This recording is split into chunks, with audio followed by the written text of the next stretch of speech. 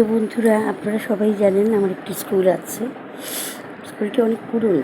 আমার কিশোরী বয়সে স্কুল করা আমার, এবং সেই অনুপ্রেরণা আমি পেয়েছিলাম পরম পূজনীয়া ভক্তিপ্রাণা মাতাজি, ex president of Ramakrishna Sarada mission মাতৃভবন এবং সারদা মঠ।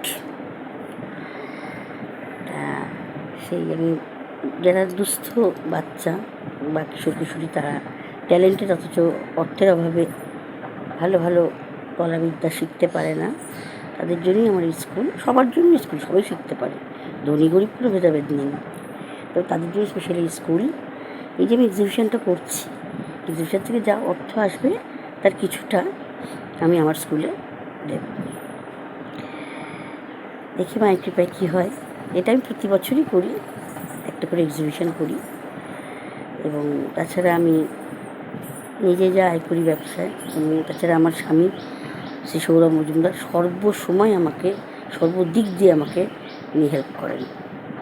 এরকম হেল্পফুল হাজব্যান্ড সত্যি পাওয়ার সৌভাগ্যের ব্যাপার। মায়ের কৃপা, শিব ঠাকুরের কৃপা। তো এখন আমি বলি, আপনাদের কাছে অনুরোধ রইল দুটি।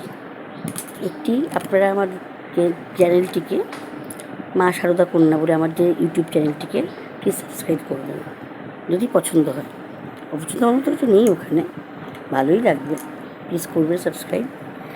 আর সবাই আসবেন, একদিন এসে আমার স্কুলটাও দেখে যাবেন। আমার এই চোখটা অপারেশন হয়ে গেলেই আমি স্কুলটা স্টার্ট করবো আবার। এক চোখেই এসব করছি, আর দু চোখ হলে আরও ভালো করতে পারবো। তখন অবশ্যই আসবেন, দেখে ভালো লাগবে। ওরা খুব সুন্দর শেখে, খুবই সুন্দর শেখে ওরা। আমি এখন স্পোকেন ইংলিশ শেখাই, নাচ শেখাই, আর আঁকা শেখাই, আর প্রার্থনা আর জীবনী পাঠ শেখাই। ঠাকুরমা স্বামী সিস্টারের জীবনী পাঠ, মহিষী নারী মহান মানুষের জীবনী পাঠ, প্রার্থনা করা, এবং ছবি আঁকা, নাচ, স্পোকেন ইংলিশ।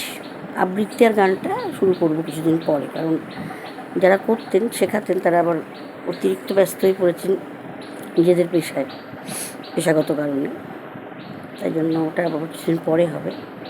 তবে স্কুল আবার খুলবে আমার মনে হচ্ছে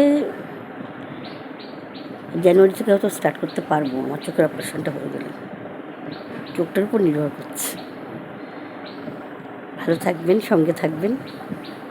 ভালোবাসা আর আন্তরিকতা, এর তো কোনো বিকল্প হয় না, এটা অমূল্য। সেটা যেন বন্ধুদের মধ্যে থাকে।